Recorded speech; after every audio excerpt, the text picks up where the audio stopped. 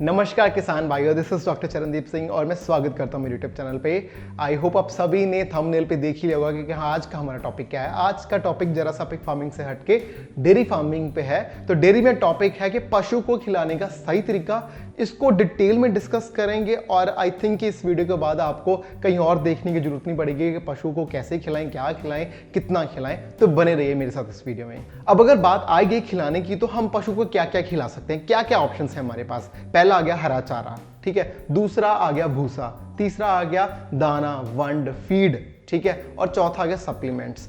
अब ये चारे चीजें ही हैं जो हम पशु को खिला सकते हैं, राइट। और कई फार्मर्स ऐसे हैं जिनके पास ये चारों की चारों अवेलेबल हैं, लेकिन उनका खिलाने का तरीका, कुछ कितना प्रपोर्शन में क्या खिलाना चाहिए, उसमें दिक्कत की होने की वजह से वो प्रॉपरली पशु से पूरी प्रोडक्शन नहीं ले पाते। और मोस्ट ऑफ द फार्मर्स जो इंडिया में है, उनके पास तो ये प्रॉपरली सारे रिसोर्सेज अवेलेबल है ही नहीं।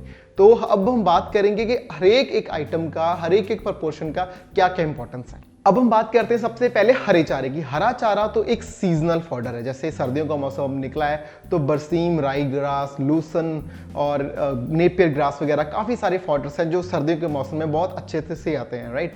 और इसमें प्रोटीन वैल्यू, ड्राई मैटर बेशक थोड़ा कम हो, प्रोटीन वैल्यू बहुत ज़्यादा होती है और अवेलेबिलिटी भी काफ़ी ज़्यादा होती है। लेकिन वो अगर बात करें तो ये मतलब रिस्ट्रिक्ट रह जाती हैं सिर्फ नॉर्थ साइड में, जैसे कि पंजाब वगैरह हो गया, हरियाणा वगैरह हो गया। लेकिन अगर बात करें साउथ की स्टेट्स की, तो उस एरिया में हरा का होना बहुत डिफिकल्ट है because of the soil texture, right. तो उनके एरिया के लिए नई चीजें बन के आई, जैसे स्मार्ट नेपियर, बाजरा वगैरह वाले जो फॉडर्स हैं, ठीक है। या मक्के के जो फॉडर है, जो डिजाइन होके नया आया है, जो जेनेटिक उनमें मॉडिफिकेशन किया, जिसकी वजह से उन वाली स्टेट्स में जिनमें भी थोड़ी सॉइल हार्ड है, उन स्टेट्स में भी अभी हरा होने लगा। लेकिन अगर बात करें तो फुल अवेलेबिलिटी की, तो पंजाब से बेहतर और हरियाणा से बेहतर कहीं हरा चारा प्रॉपरली हो नहीं पा रहा है। नेक्स्ट हम बात करेंगे भूसे की। भूसा, तूड़ी अगर बात करें तो पंजाब, हरियाणा की, तो इस मसल स्टेट्स में तो काफी अच्छे से इजीली अवेलेबल हो जाता है, 12 महीने अवेलेबल ही रहता है। लेकिन मैंने जब विजिट किया था, मेरी last to last year visit मैंने किया था कश्मीर की मार्केट में, तो वहां भूसा ही अगर 1 किलो की कॉस्टिंग निकालें तो 15 से 16 रुपये निकल के आता है। और गुजरात साइड में भी मैंने पता किया था और महाराष्ट्र की साइड में भी देयर आर आल्सो, मतलब कि जो इसकी प्राइसिंग है वो 15 प्लस ही है, 15 रुपीज पर केजी, इससे अबव, ये से कम नहीं है। तो ये भी दिक्कत की बात है कि अगर भूसा इतना महंगा ही हो गया तो फार्मर कैसे खिला सकते हैं अपने पशुओं को। भूसे की एक सबसे बड़ी मिसकंसेप्शन है कि ये सभी को पता है कि भूसे से दूध नहीं आएगा। भूसे को हम निग्लेक्ट नहीं कर सकते। क्यों? क्योंकि भूसा ही एक ऐसा चीज है, जैसे कि मैंने अपनी पहले भी वीडियो में एक बार डिस्कस किया था कि रूमन, जो पशु का एक पेट होता है, उसमें भूसे का होना बहुत जरूरी है। क्योंकि फर्मेंटेशन अच्छी तभी होगी अगर डाइट में, पशु की चारे में थोड़ा बहुत भूसा प्रेजेंट है, ठीक है। भूसा एक चद्दर की तरह एक पूरे पेट में एक इनरोल कर लेता है, जिसके ऊपर फर्मेंटेशन होती है। फर्मेंटेशन को अगर मैं इजी भाषा में आपको, सरल से सरल भाषा में आपको समझाऊं, तो वो है पचना, किसी फूड का, किसी चारे का अंदर जाके टूटना, राइट। वो टूटने के लिए वो फर्मेंटेशन अगर अच्छी होगी तो वो डिजेस्टिबिलिटी अच्छी होगी, और वो सारी अगर फर्मेंटेशन, डिजेशन इजी रही, इजीली बहुत ज्यादा रही प्रॉपरली, तो वो सारी कन्वर्ट हो जाएगी दूध में, राइट।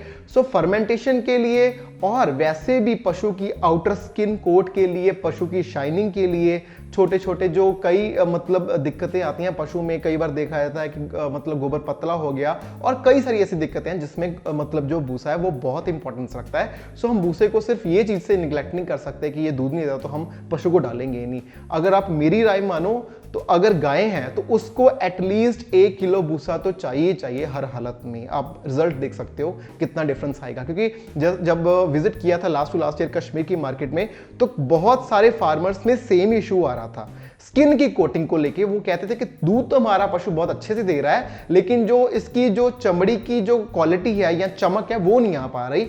तो वो 1 किलो एटलीस्ट मैंने ऐड करवाया था। मैंने उनको बोला था बेशक आप 1-2 किलो अपना हरा चारा कम कर दो, लेकिन 1 किलो एटलीस्ट अगर आप भूसा ऐड कर दें तो ये सारी दिक्कतें हो जाएंगी, मतलब आपकी सारी दिक्कतें दूर हो जाएंगी। तो ये इंपॉर्टेंस रहती है भूसे की, राइट।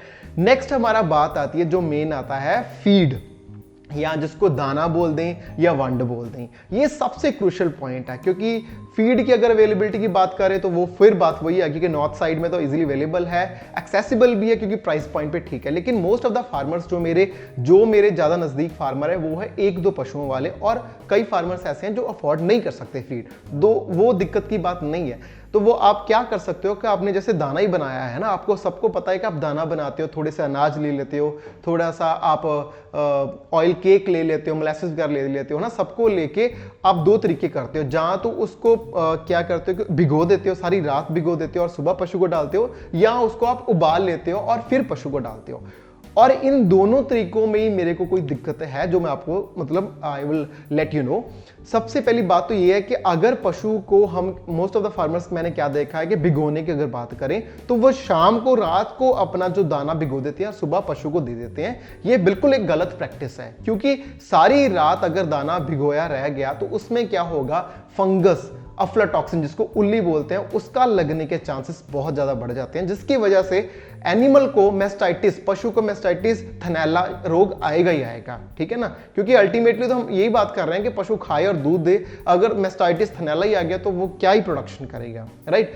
दूसरी बात आ गई उबालने की। और मैंने ये भी देखा है कि कई फार्मर जैसे सुबह मतलब एक चूल्हे पे चढ़ा दिया और बड़ा सारा कढ़ाई जिसमें हमने वो दाना सारा डाल दिया और सारा दिन भर ही लगा रहे और वो उबलता ही रहता है सारा दिन, मतलब 6-7 घंटे तक, और शाम को पशु को खिलाते हैं। ये भी प्रैक्टिस गलत है, राइट। इससे क्या होता है कि जो हमने दाना में प्रोटीन के सोर्सेस डाले हैं वो सारी उनकी प्रोटीन डीनेचर हो जाती है। तो जो पशु को मतलब तत्व चाहिए प्रोटीन के रूप में, वो सारे खत्म हो गए, तो हमने पशु को क्या दिया फिर।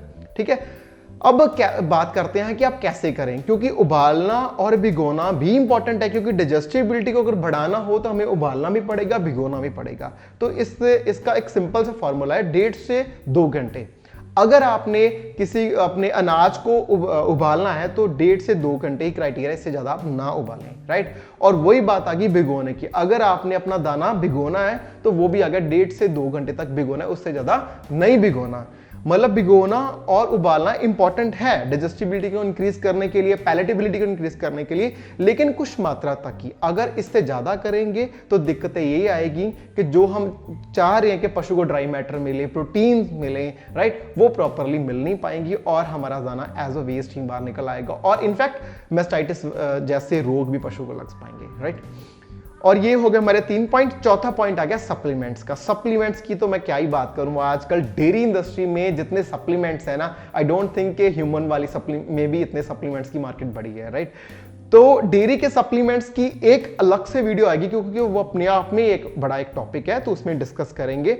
काफी वीडियोस लेके आएंगे जिसमें अनाज को डिस्कस करेंगे, कौन कौन सा अनाज दे सकते हो, कौन कौन से प्रोटीन के सोर्सेज दे सकते हो, ये सारा हम डिटेल में डिस्कस करेंगे आने वाले वीडियोस में। तब तक आप क्या करेंगे, जो आपको टॉपिक जेन्युइनली लगते हैं कि हमें डिस्कस करने चाहिए, जिनके लिए फार्मर्स को एजुकेट करना चाहिए, प्लीज मेरे कमेंट सेक्शन में जरूर कमेंट करें और मेरी आईडी drdamru@gmail.com पे जाके भी मेल करें, ताकि मैं उस पर आपके लिए इंपॉर्टेंट और महत्वपूर्ण इंफॉर्मेशन लेके आप सबके सामने आ सकूं। इसी के साथ आज वीडियो समाप्त करते हैं। मैं मिलूंगा आपको अपनी नेक्स्ट वीडियो में। टिल देन, नमस्कार।